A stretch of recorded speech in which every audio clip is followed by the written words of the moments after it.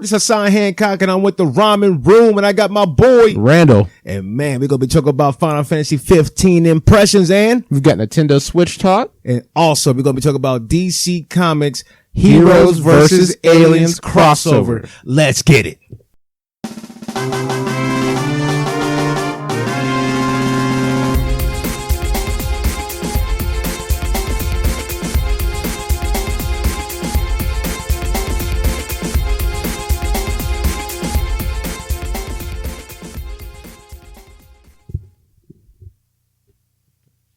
All right, hey, yo, what's up, man? It's the Ramen Room. Hassan Hancock here for y'all. Listen, this is what we got for you this week. We got Final Fantasy 15. We got Marvel and the Mutants. What happened to them? Huh? Not to mention, we got the Nintendo Switch developer conferences. What's up? More in the Ramen Room. Let's get it.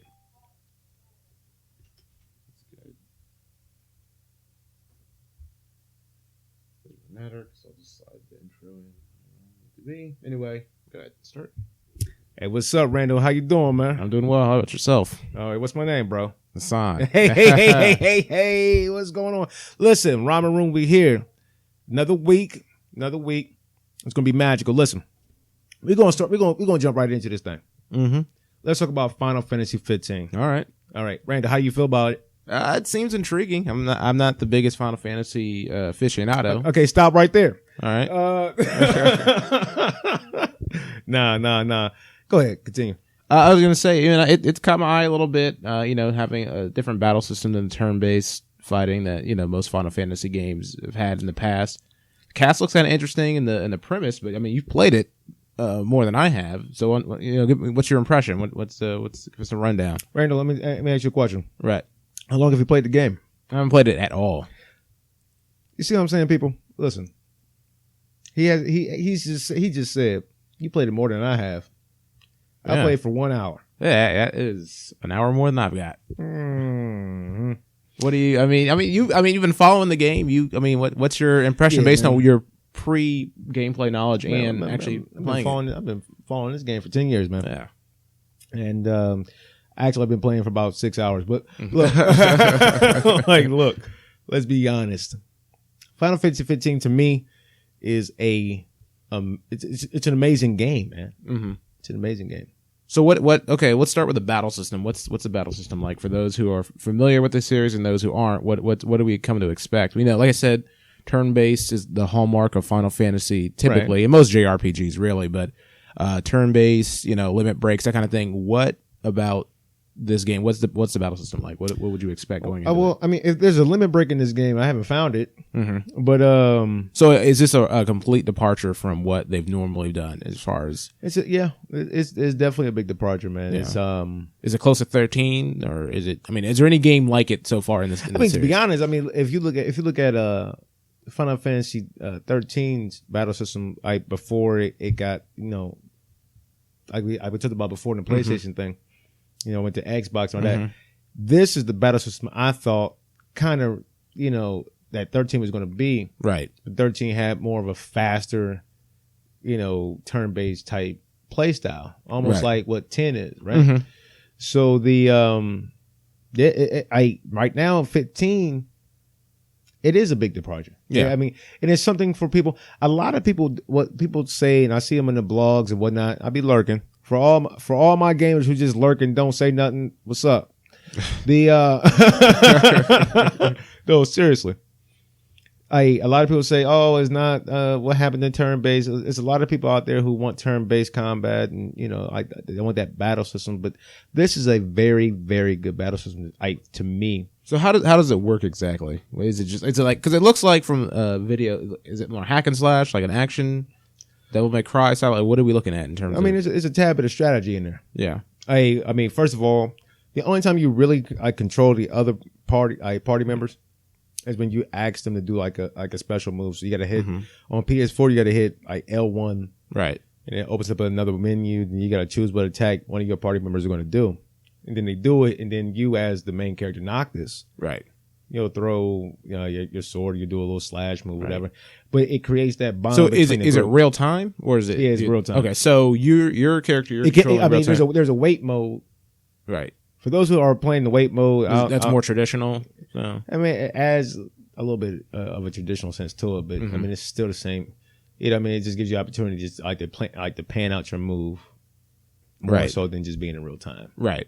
You know what I mean? But if you play it the way the game was designed to be played, then you don't have that opportunity to say, "Oh, I'm gonna use magic," because the whole entire screen is frozen. You're not gonna be able to do that. You know what I mean? Yeah, so, that's what I'm more used to as far as Final Fantasy and turn-based fighting goes. So along with that, what about what about the story so far? How's it been? Story so far, lack thereof. Look, I'm in chapter 2. Right.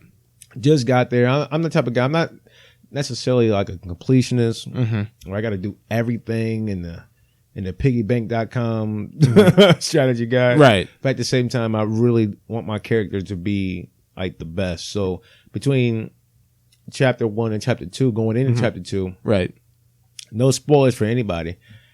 I just been doing a lot of side quests, and there's a lot. It's like if you've watched the Kingslave movie and watched the Brotherhood anime, right?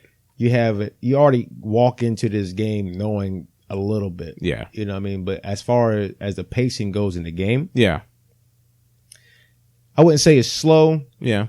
But there's room to pick up between those two chapters. Now, there's people out there who's gotten the game way ahead of time. Right. And they're 40 hours in already, and they may say, well, the story doesn't pick up until chapter. Yeah. But me personally, I like the pacing of the game. Yeah. I was going to say, are you a fan of a slower? Because I think, for someone who may be marginally interested in that game, if there's a slow story pickup, it may not be enough to grasp, to really grab them to keep at it. As far as I guess the gameplay loop or the feat, like what is, if you're just picking it up, what's pulling you to continue playing? If you're not playing it just because it's Final Fantasy. Well, I think what's going to pull you is going to be the setting first and foremost. Mm-hmm. The setting is beautiful, on EOS, right? Right. I mean, I think that when playing this game, you have to walk into this game knowing that this is not Witcher 3. Mm-hmm. You have to walk into this game knowing that it's not Skyrim, that it's not Persona. Mm-hmm. You know what I mean?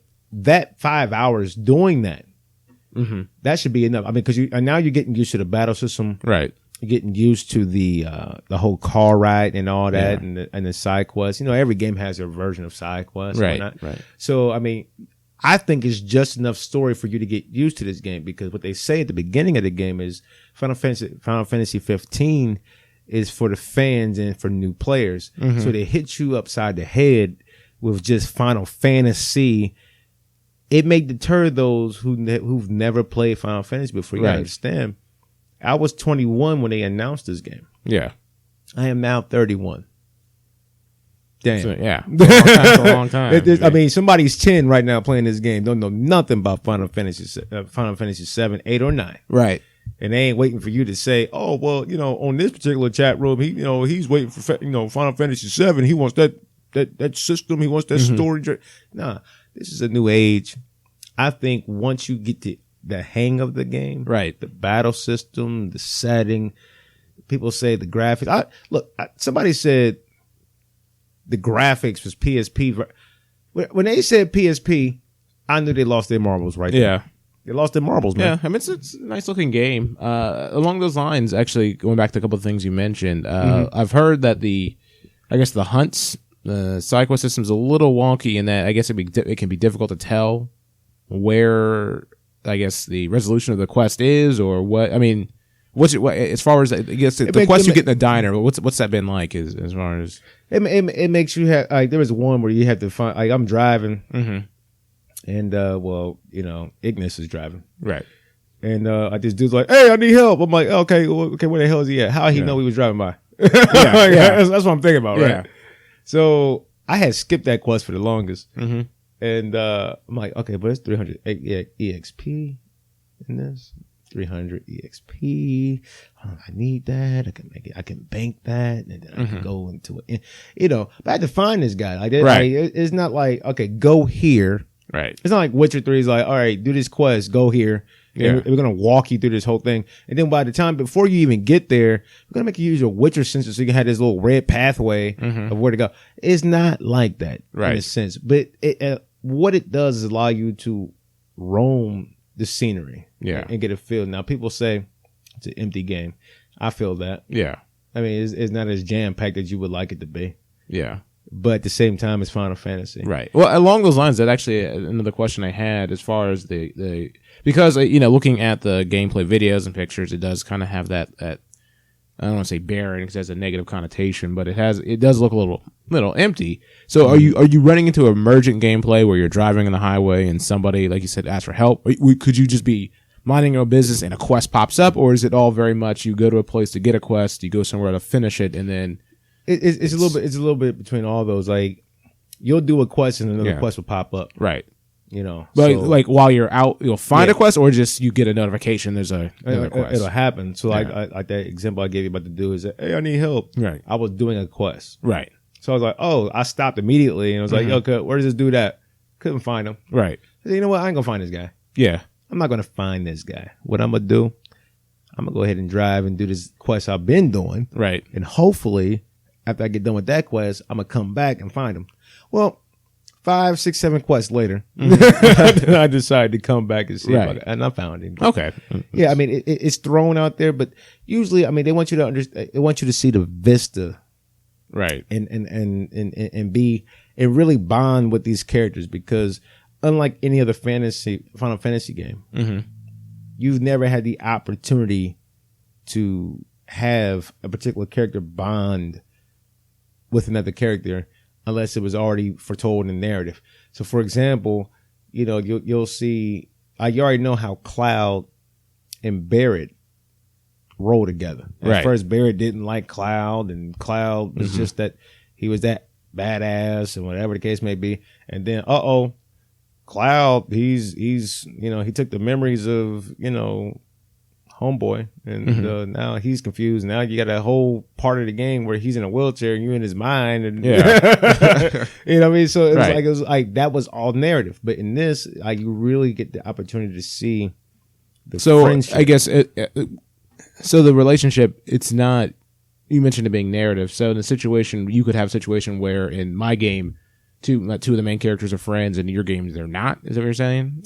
I wouldn't say that, but what you start picking as the game player, like when you're running in the the canyons and the messes and whatnot, and, you'll start picking up as a game player the dialogue between the 4 individuals, right? And so now you're like, yo, wait a minute, your game won't be different from mine in a sense, but at the same time, as long as you keep playing, you'll have the same conversation as I do, right?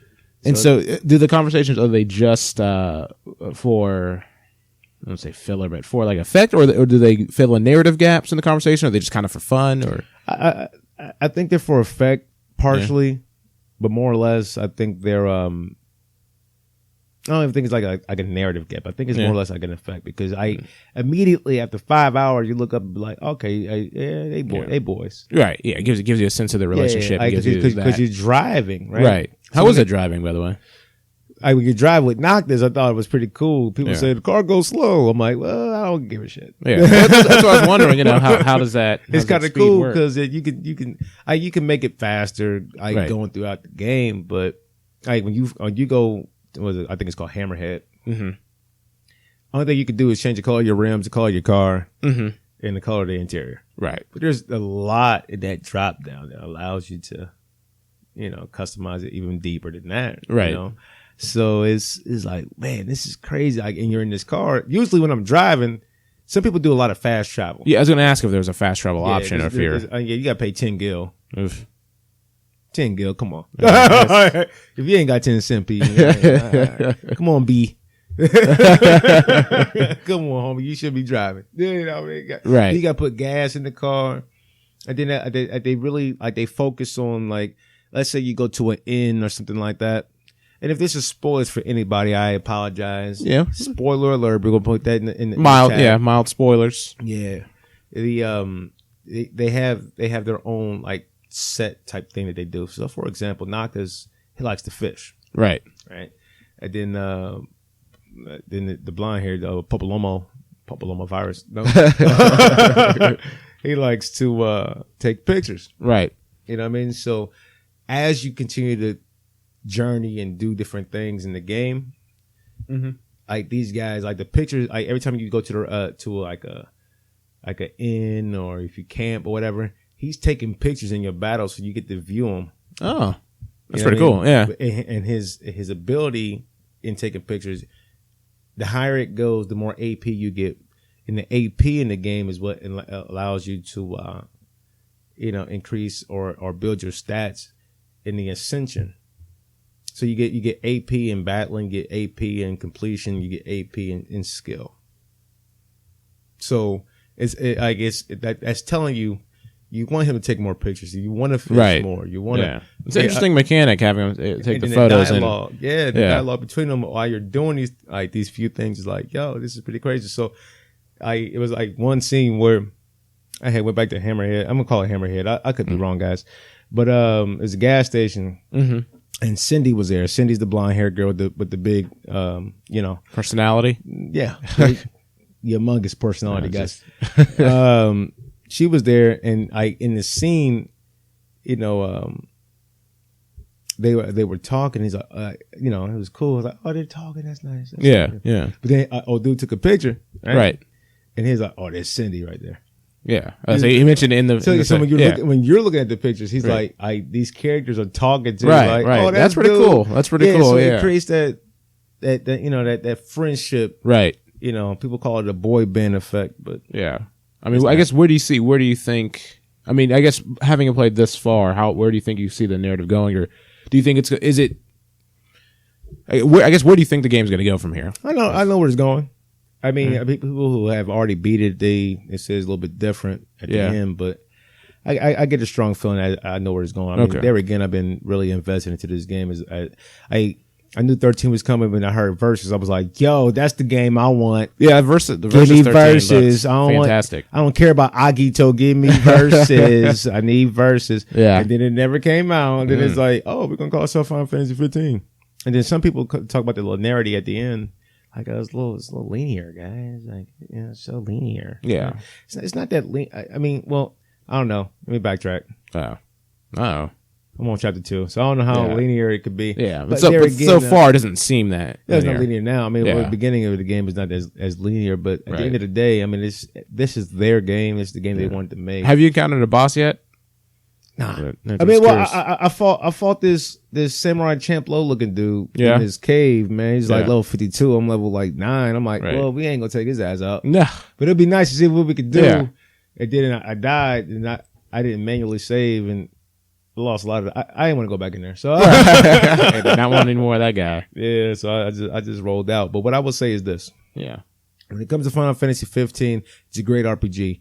Let loose of the shackles of what you come to know about RPGs in 2016. Yes, having the open world and all this dialogue and story from a game like Witcher 3 or Skyrim or whatever game, whatever RPG you play, you know what I'm saying? Like, let loose of that. Let that idea go. Mm-hmm.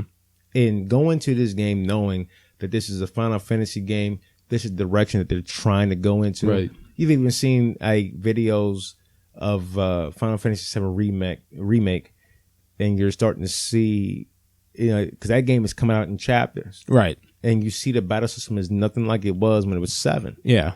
So understand this is the direction that these guys are trying to go. Either you like it or you don't. I ain't saying like it. Yeah. But be very attentive about what you're seeing. These guys are not hiding anything from you. Right. This game with Final Fantasy 7, not 7, but 15, they showed you what this game was about. Mm-hmm. So when you play it, don't be like, why isn't it not like, don't do that. Yeah. Go for it if you want to go for it. Rent it a little bit. I don't never rent RPGs, but if you got to rent it to see what you like. Get a taste, especially with it being one Final Fantasy, which is its own kind of taste, and then 2 being a new style of Final Fantasy. Yeah, this is where they're going. If it's time to change, then just go. And I know, I think I saw yesterday they have a bit of a demo on the Japanese stores on PS4 and Xbox One. What was it, I think, with Judgment? Yeah, I think it's one of those, something like that. Okay. Yeah. So yeah, give it a shot. Give it a shot. I think. But I mean, and more on Final Fantasy 15, guys. Like I said, I'm in chapter 2, so there's nothing to talk about. But I'll give you guys my final thesis. Yeah. Yeah. Everybody got a review. Yeah. Like, give impressions. Give ideas. Let know what you think a little bit. That's all. Who cares about reviews? Right. Like, play the game that you want to play. Like, don't be that guy. Exactly. Like, oh, I will listen to what this person said, and then that's gonna make me want to. No, Right. You don't want to be shackled to reviews. be your own. You know, be that guy. What's next on the chopping block, man? You What said we you want got? to talk about Nintendo Switch? Switch. Yeah. I don't want everybody to think that we're pro Nintendo. You know, we hate Microsoft. No, we like everybody. Yep. But the Nintendo Switch is getting a lot of pub, obviously, because, well, it's coming out sooner, right? Right, right. So I see a lot of developers coming out and speaking their piece about what they think the Switch is going to be, Yeah. right? And we already know, everybody who's listening knows that Ubisoft is a big fan of Nintendo. They make big money with Nintendo. Yeah. Ubisoft usually does a good job of jumping into new hardware and new, because they were jump all in Connect and on Move. Yeah. Pretty much, if you're coming out with something, Ubisoft's going to try to put everything they can Yeah. on there, try to hedge their bets and hope it takes off. Yeah, I mean, I'm surprised Ubisoft never came out with like an Assassin's Creed Dance Revolution type of I'm sure if they hadn't had to cancel the last one, I bet that was on the way. Yeah, I mean, I Switch is getting a lot of great reviews from the developers, Right. And I mean, people could say what they want to say about like graphics and all that, and how powerful is it? Yeah. You know, power has never been a major thing for like developers. I mean, obviously they want to have power to do what they want to do, Right, but At it's all the about same- it's all about how you use the power that you have. that That's you have. I mean, at the end of the day, a more power as we're now seeing going forward with these mid console generation gaps. You know, it doesn't change anything. Yeah, you may have the 4K TV, and yeah, you may have the PS4 Pro, and yeah, you may have the intention of buying the Scorpio.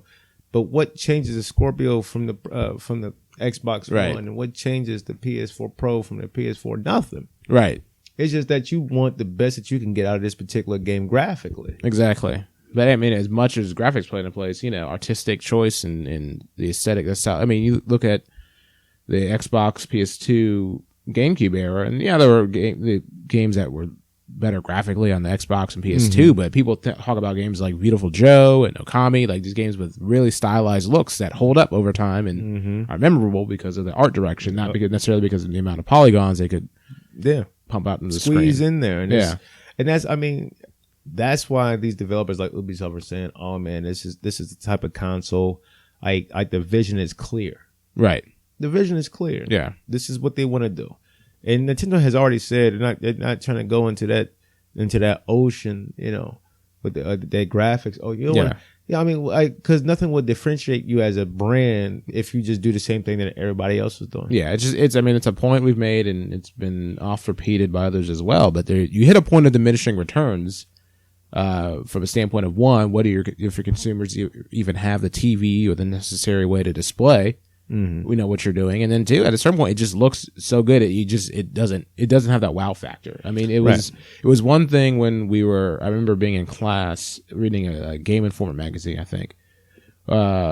In between before the 360 came out and they first showed Gears of War and just being blown away because I was like, you know, the little caption said that this was in-game footage. It wasn't like, you know, that was the kind of graphics they showed was usually reserved for a, you know, cutscene back on the old hardware, and it was amazing. But then fast forward 8 years, we go from 360 and PS3 to PS4 and Xbox One respectively, and that you don't get that sense anymore because there's just we've gotten more used to it, and there's just the ceiling is a lot lower in terms of graphical upgrade. So you're going to have to go somewhere else. I mean, and you're right, but not to mention, I mean, now we're meeting. I remember when there used to be an issue of 720p, right? 30 frames per second, right? And then like people didn't have the TV at that time. Everybody didn't have a flat screen and HDTV. I mean, people were still playing games on standard definition. You know? Yeah, my first 360 I played wasn't on HD TV. Yeah, I still used the composite cables. I was still playing it as standard TV. Yeah, I mean, and I mean, it just tells you. I mean, as fast as technology was coming out at that time, in my mind, it made more sense for me for console makers to have the long drawn out generations. Right. And now they're trying to keep up with the TV makers and whatnot, and that's cool for those who have the finances to go out and buy the latest and greatest TV and the latest and greatest and sound system and the latest and greatest console who can do, or if you play PC, to those who can do that and enjoy that, hats off to you. Right. But from a company who's trying to make a name for themselves, not just make money, but make a name for themselves, there's a lot of people in the mix who just bought an HD TV this year. Yeah. Yeah. I mean, I do think it's a bit of a folly to so exclusively chase, consumer electronic companies and what they're putting out. It's one thing for Sony to be able to say, hey, there's a new 4K Ultra HD TV, but if no one's adopted that, what good does it do you? Yeah. I mean, it takes a long time to even do that. Yeah, and it's important to to be able to take advantage of that when it reaches peak. When the market grows with the amount of consumers in peak saturation, but the fact of the matter is, you still have to offer something else in the meantime. And it can't be all about the graphical chase. Right. It's particularly with consoles, because, I mean, at a certain point, if I want good graphics, I'll just go to PC. Right. Like, I mean, it's not, I'm not there that's the best. That's the best place to go. I wouldn't go PC. Yeah. I would still stay PS4. Yeah. And the only reason why, I mean, I know you can get by Japanese games and all that for PC and have, but I mean, you'll see a clear distinction between what the hell Japanese people are doing, what the hell the Western world is doing. Yeah. Japanese, even on PC, is not trying to hit that graphical ceiling. Right. It's just making a game. Right. You know what I mean? Right. So, I mean, why not just go PS4 and get best of both worlds and not have to worry about having the best, whatever, Yeah, exactly. I guess you could, but I mean, you're still going to be like, oh, I got to get the to me, if you're a console manufacturer, that's just one thing you have to remember, is that at a certain point, at a certain price point, it's just, it's easier. I can do more on my PC than on the console. Right. I enjoy my consoles, and I that's why I do game primarily, but that's only because I don't need 4K. No. Everything. I don't. I mean, I know it looks amazing. Yeah. But I mean, the way games have going forward. I mean, in the 64 era, you have friends coming to your house playing the 64 with you. Right. Now you just play online. Yeah. So if you're just playing online and you're doing your own thing, the only person you're gonna wow is you. Exactly. And after a while, it's gonna be like. Right, yeah. No, you get used to it. Yeah. You get used to it. Nobody coming over to see your new TV. Hey, how's the new TV doing? Anybody asking that question? You know what I mean? It's all about, I got a new TV. Yeah. All right. Yeah. And that's it. Yeah. And then you're going to be sitting there with the best everything. Getting tired of this shit. Yeah. That's just I mean, it's just normal. Right. I'll be playing you in Overwatch. Yeah. With my 1080p, 60 frames per second television that's 55 inch, and you over there with your 4K 55 inch or 4K 40 inch talking about, oh, mine's look better because it's 4. No, not necessarily. Yeah. Not necessarily. Right. Not when it's upscale 4K on Xbox One S. Yeah. You know what I mean? Like, let's be honest. Let's be brutally honest about it. So that's why I think that it all falls on them. Yeah. Whatever they decide to do, I mean, because they have a lot in their back pocket. They have so many 3DS game developers who have an opportunity to make an impact in this game again, like we did in the PS4, right? History of PS4 segment.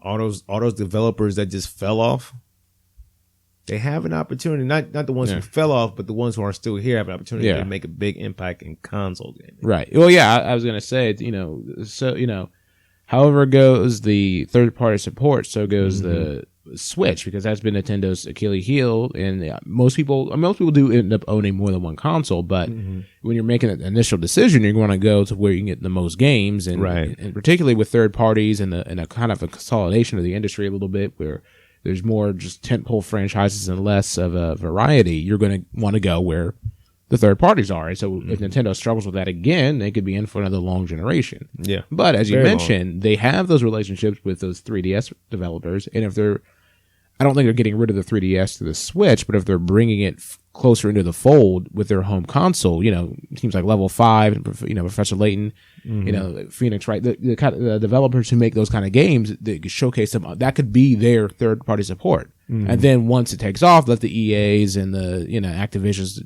be the Johnny come latelys and hop on board at that point. Johnny come latelys. Yeah. I like what you did with that. See, this is what we do here at the Ramen Room, guys. At the Ramen Room, what we do is have gamer conversations. Yeah. And Randall's that guy, because every now and then, guys, I'm just drinking a beer, man. I said it.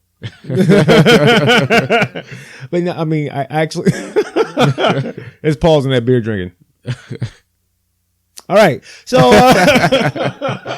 but nah, seriously, guys, like we like to have these type of discussions because this is what gamers, this is what we talk about. Yeah. This is what's on our minds when we go out and put our dollars where our mouth is. And this is, what Nintendo's doing, I have big hopes for them. Right. I Professor Layton's and stuff like you said before. Yeah. I like to see that on the big screen. You're right, exactly. And you know what I'm saying? And challenge the game developer to create that game that can go on your big screen and or go mobile. Exactly. Yeah, I mean, I want to see that them is do one that. thing I'm excited for, the games that we don't even know about that take advantage of that. That Yeah.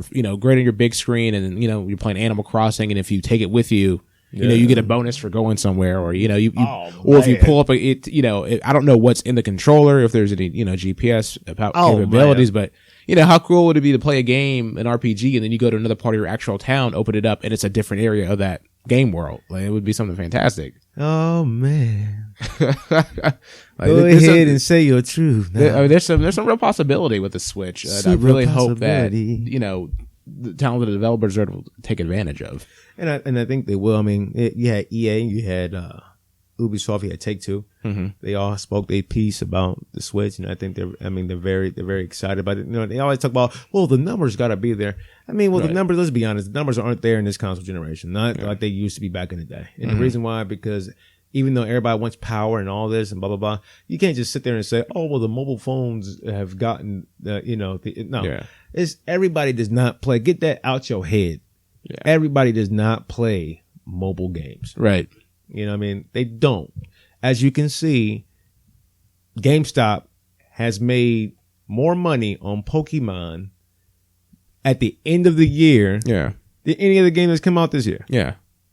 Hence why they don't put Pokemon on mobile, or why they're protective about that. I mean, because people that like Pokemon, they're gonna pay for that game. I mean, how many games have come out this year? I mean, there's a ton of games that come out this year, and GameStop, when you walk into your local GameStop, look at the Nintendo section.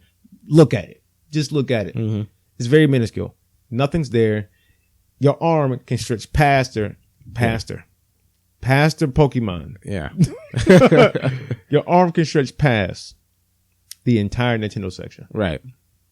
But they make more money on that. Look at your PlayStation section. Look at your Xbox section. Yeah. Look at it. Who made money? GameStop. Think about it. Mm-hmm. Think about it. Right. You mean to tell me there's going to be on my TV next year? Pokemon Stars? That's just a rumor. But it might happen. But as Nintendo, guys, what do you think? Is Nintendo on to something? Yeah, let us know. What are you excited about Switch in terms of potential? What do you want to see? Yeah. Any franchises you want to see make a return? Yeah. Where can they tell us that, Randall? Please tell them. They can let us know at the ramenroom@gmail.com. Randall, I don't think they heard you. Let's try one more again. The ramenroom@gmail.com. Hello. Yep, they can do that. So lastly, in this wonderful podcast, let's talk about what DC is doing with their crossover. Oh, yes. Did you watch Supergirl? I did. Is this the first time? No, but I gotta say, look, I mean, I knew going into it that her part of the invasion was more towards the end. But honestly, I could have not watched the episode. I was going to say overall, I don't have a problem with Supergirl. I don't like it enough to go out of my way to watch it. Yeah, very sexist of you, man. Like Supergirl is. That's exactly what. That's literally what it is. I was like, "Oh, woman, get out of here." Where's Kal-El at? It's just I liked because it was very reminiscent of just like a comic event, right? Like you get your crossovers, and the shows were kind of tie-ins / also the main book. Right. But one thing I kind of wish that they had done with Supergirl in particular is that if they wanted to keep her going with her own her own season arc that she was on in the season, but kind of have her episode act as kind of a prelude. Her episode kind of gives you the seeds of the Dominators. Into the episode, we get the beginning of the crossover main stuff and Flash and Arrow, and then Legends of Tomorrow begins to wrap it up a little bit. That to me, I think would have been a good way to do it. Like I said, I watched Supergirl, didn't really need to. It wasn't bad, but I didn't really need to. But I was excited. I'll say that much. How you feel about Flash? I like Flash, but I'm already a Flash fan, except Sad Cisco's got to go. He's Get on your nerves now. he's too much. All right, take it down a notch. You killed my brother, man. I was thinking. I think that whole thing would be a bit better if instead of Cisco being mad at Barry for not going back in time, That's the dumbest shit to save his brother. It's the dumbest shit. It should have been where after Barry did his time travel that caused Flashpoint, that Cisco was dealing with grieving with his brother, but he wasn't mad at Barry until he found out that Barry went in the past and changed things. To me, that would have felt like a bigger betrayal, bigger stab in the back, and I wouldn't be as tired of Cisco being upset because it wouldn't have gone on as long as it has so far. Mm-hmm. But I mean, overall, it was fun. Wally literally weighing the team down, and Oliver had to carry him. Yeah, I think it might have been Iris this time. Go ahead. You say what? It might have been Iris this time. What, weighing the team down? No, I'm saying as in Wally went out there and got knocked out, and Oliver literally had to carry him. Yeah, he did. Carry his body weight. You old fast mother. I mean, but no, it was exciting. It was cool seeing them bring in Supergirl, just bring her in, and her just dusting off everyone else in DC's TV universe. I mean, people said that this is probably one of the best showings of Supergirl ever. Oh, it's got to be. Flash. It's got no, honestly.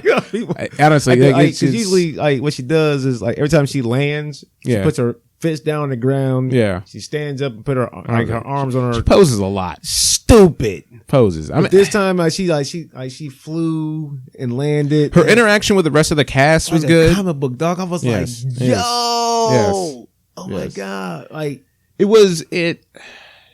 It's to me, the whole crossover, the idea of a crossover is fantastic. The execution is okay. The execution, I ain't gonna lie to you. Yeah. When I brought when we did this segment, I thought I was gonna let you do your thing and then I do my thing. We ain't gotta do that, guys, because you sent a lot of key points. Yeah. I'm gonna agree with you a lot of the time. But watching this, especially after Flash, I was like, man, this reminds me of DC Universe Online. Like the story, like the aliens, like, you know, in DC Universe Online, you wake up in what? A ship. That's right. Yeah. You gotta break out. Yeah. And go to, you're right. It kind of like it's just so. I don't begrudge them because it's TV and TV doesn't have a movie budget. So as far as the graphic, the CGI, I'm not. One more time, if they give me a tech guy who can hack every damn thing on planet Earth, that's just like a comic trope that they love. That, like, I know. If you can do one thing, you can like hack everything, and you're a tech genius. It's ridiculous. Let's hack. It's just the alien technology. Honestly, and I don't like to what, a USB cable, right? Like it's just like, why? It's I don't want to begrudge the work of other people, but it's kind of lazy, honestly. It's lazy. It's an easy way out. Yep. Just to be able to hack and science. It's basically magic. They're calling science just to make it seem official. But Toy Man's son can hack apparently everything. Yeah, like it's he works ridiculous. at the DOJ and and everything is happening. The conclusion, and again, I haven't seen the whole arc conclude, but based on what I've seen so far, it feels more like just an excuse to get everybody together, in the sense that I still don't know that much about the aliens. Nobody does what they're doing. Like, for example, in the Flash, and there's spoilers in this. In the Flash, they do the mind control thing, and then Barry beats Supergirl by basically running around and getting her to run into a machine to break it, which is fine. But, and then that same machine, I ain't gonna lie to you before you continue. That was in DC Universe Online in the Wonder Woman. Yeah, was it really? It really was. I'll be honest with you guys. Like, if you played that game, you pretty know what's the hell's going on. My only problem was just that whole scheme, and it just mind control is fine, but it's not like there was a hive mind speaking through them. The heroes were just kind of attacking. It was kind of weird. Yeah. When I first saw the aliens in Flash. Yeah. And when they went into the factory and there was the aliens there and he hit the button and turned everybody into, when I thought, what? You remember that movie back in the day, Mars Attacks? Yeah.